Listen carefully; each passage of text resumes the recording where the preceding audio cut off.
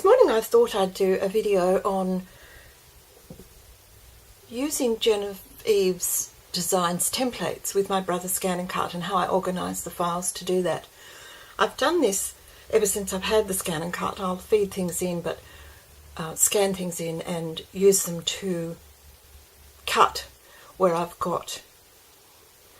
want to perhaps have a few pockets, or I've got a small piece of paper that, you know, it just saves me getting the templates out.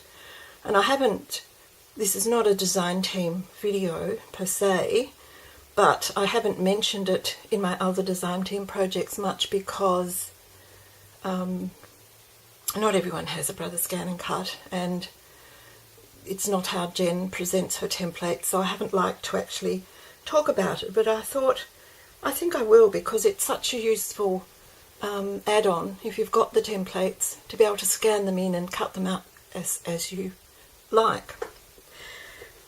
Now, I made the last little box pretty much identical, same colour, though this one has just a magnetic closure with a key, not the stamps. I used a paper tray ink die called Matte Stack 6 collection, so I used that die to create the little closure, and simply put two together with the magnets between and scored it along the middle and tucked it in up the same way as Jen does hers.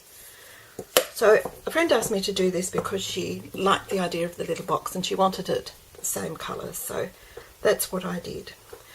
The thing I did different with this one is I made a book cloth hinge on both the outside and the inside, so it's actually sort of opens a little more freely and stays open. It doesn't want to flick shut like the ones where you've simply scored and bent the chipboard. The reason I did that was not that I was trying particularly to improve Jennifer's wonderful design at all. It was just that I was using scraps of chipboard. I've got a lot of smaller pieces, and so I'm able to cut these pieces out individually. And I thought, well, there's a bit of a challenge there to work out. With the Hello Kitty box, I used paper on the inside and some vinyl hinges on the outside, and that worked pretty well. And this one did too, except I didn't account for the fact that having that hinge there actually pushed the lid a little forward, so this little veranda at the front perhaps is a little wider than it would be on a normal box, but that's okay, it passes muster. I was able to use the little brass feet for this one that I bought for the Hello Kitty box and then couldn't use. There's a bit of glue there, I'll get that off while we're talking. I wasn't able to use those because of the lack of depth in the base.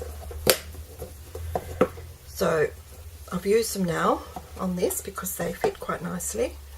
And what I did, because I didn't have any flat screws and couldn't hide the little screws down in the bottom of the box, I simply cut a piece of fun foam in black and sat that in. So they cover up those screws quite neatly and will prevent anything from catching on them. Not that they're rough, but I didn't want to leave them exposed. So that's the little box. Little key on the front is rather sweet, and it sort of matches the little brass feet. So that's the box.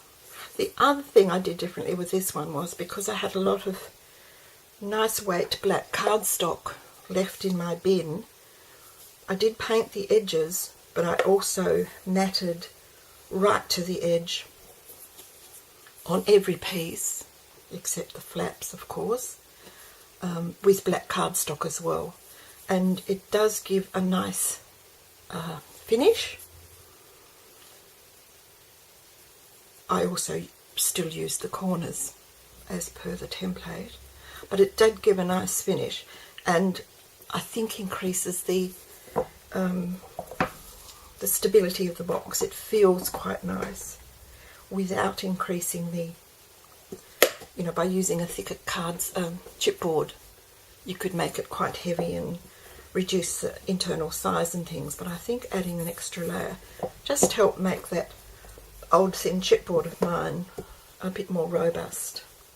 Here's the little album I made to go in it, and again this is very similar, it's very plain. I've taken rather a liking to these asymmetrical closures. This is my little journal that I keep in my handbag for making lists and jotting down things, and it originally had the 2 grommets and a closure that simply went like so, but over time the elastic grew weak and didn't work, and it had a little flattish bit of embellishment on the front, so I pulled that off and it left a little mark, so I put some paper under it, a paper circle, text paper, and fresh elastic through the same grommets and just over the button, which is actually a stack of 2 buttons to give it a bit of height. And I really quite like that, plus it holds my pen in perfectly well. So that was where I sort of got the idea for that. And so I thought when I did this one, I had this nice button which has asymmetrical holes, which is a bit flat. So I did the same, but because I already had the pocket in the back, I would have put it down here and just pulled it across so that it went across in the middle. But I had to put the grommets top and centre. But I think it works okay. It holds it, and I quite like that asymmetrical look. This little, I'll just slip these out because we don't need to see all those. I put belly bands on these blank pages, pockets, I think it was 4 pockets, and these, instead of being pocket pages in the centre there, are flip pages. So we've increased the pages, and these pockets are quite large. These are all part of the set, the templates. What I wanted to say about this that's different is I cut out all of these pockets and the mats entirely on the Brother ScanNCut. And you know, because I'm such a lousy fussy cutter, it increased the speed with which I could do that enormously. And then it made me think that if I did a video just really talking about how I manage the files, that might be interesting to other people who have a ScanNCut.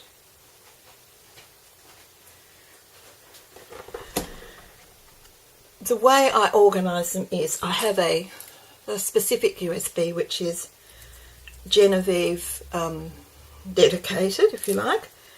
I find that's easier. I can just grab the one I want. I don't have to search through.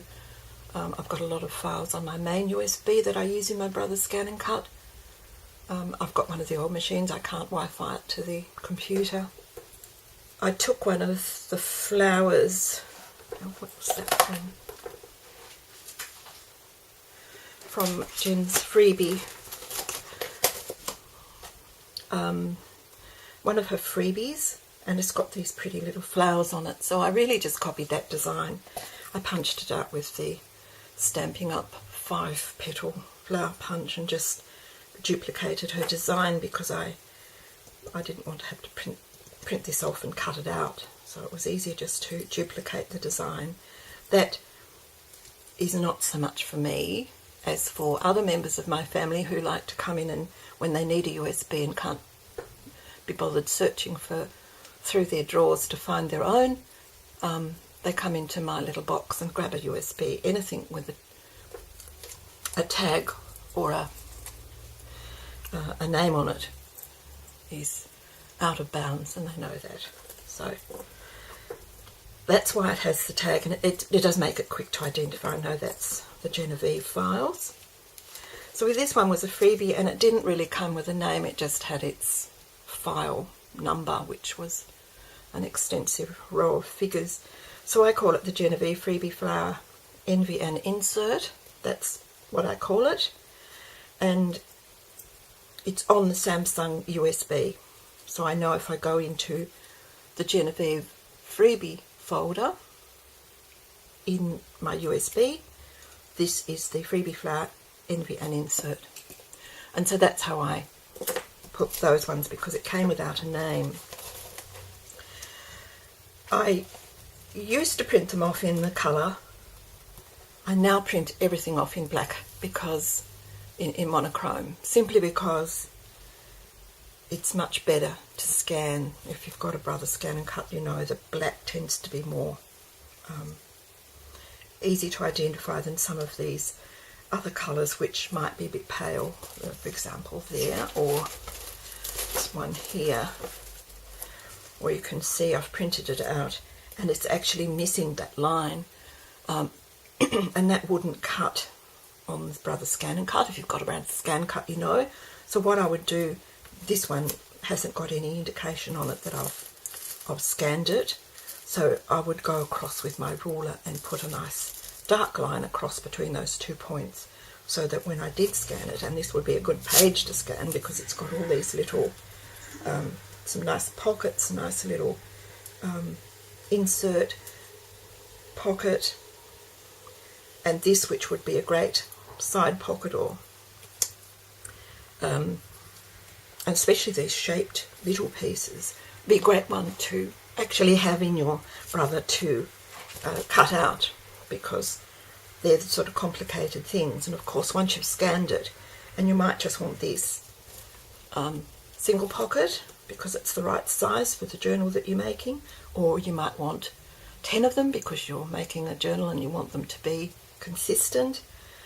You can go in and just delete these other pieces from the scan and print out multiples of this onto cardstock, or even what I often do is put multiple pieces of cardstock, because I've got a lot of scraps and pieces. If I've got some coordinating colours and I wanted, say, 4 of these, I could put 4 pieces on my mat and cut them all out at the same time. So that's where you get the benefits of having a machine to cut these things out. So that was one way. I give it a name if it hasn't already got one. This one, for example, the envelope journal. I'll just go to where I've marked it, because there must be a reason for me marking it. This one, for example, this is a great, this little one I've used probably more than any other. It's just a great little envelope. It sits in lots of different places, and so this is one that I use a lot. When you scan them and put them into your Brother, of course you miss all of the designs, but that's fine. This one is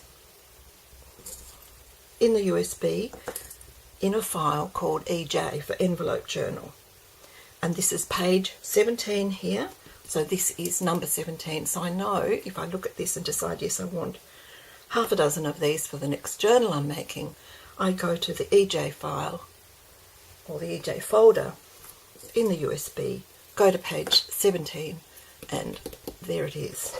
So that's how I name the ones that are specific to, and here's another one. This is the Paper Dream. So these ones are in as PD and according to the page number. So PD 11, PD 9. You know, so you've got these. This one I think I've done nearly all of these.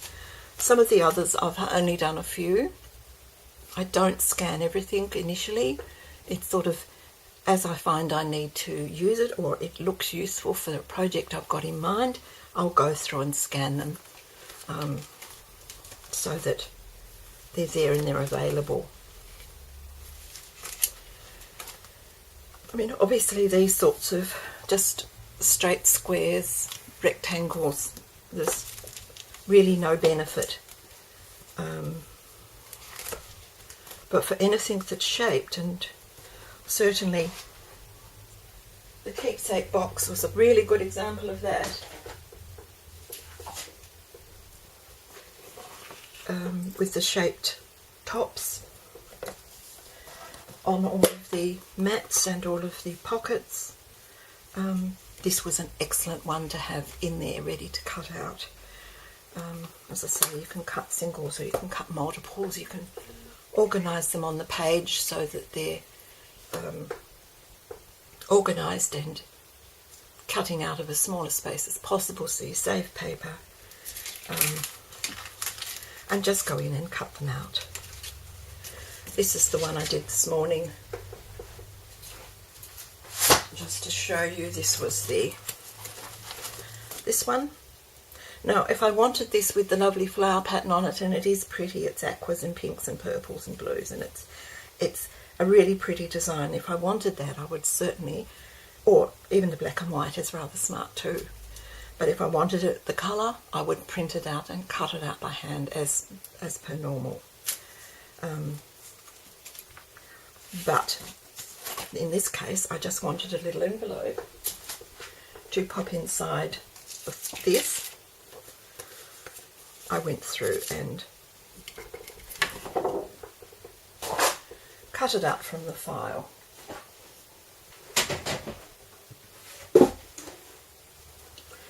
Just to show you.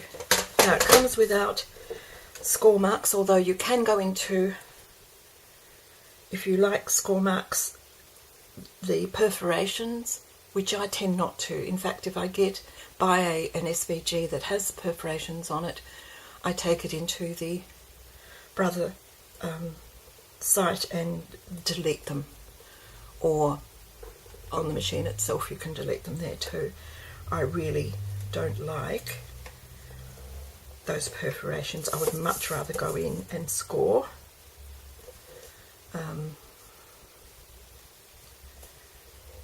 By hand, as I'm doing.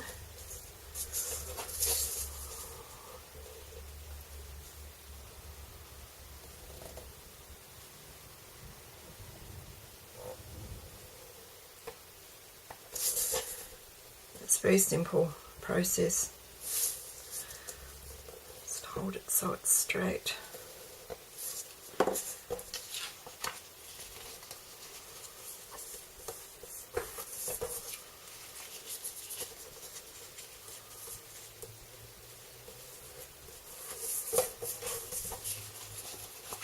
To then put the little template together.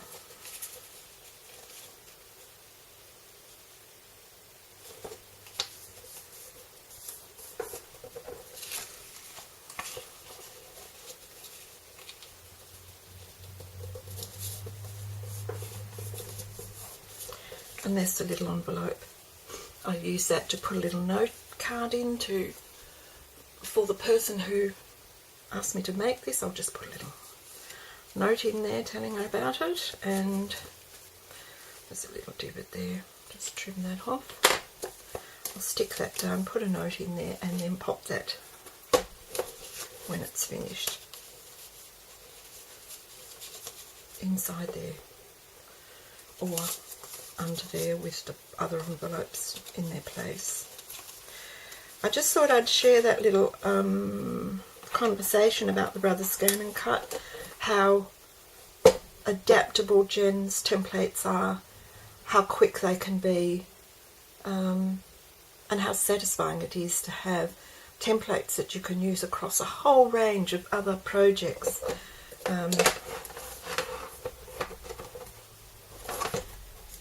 You know, once you've bought the templates, they're just so adaptable, and that's what impresses me about them.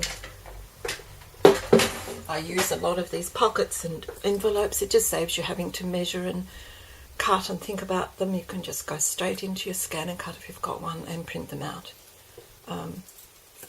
So I just thought I'd share that little conversation with you. Thanks so much for watching. I'll talk to you soon. Bye now.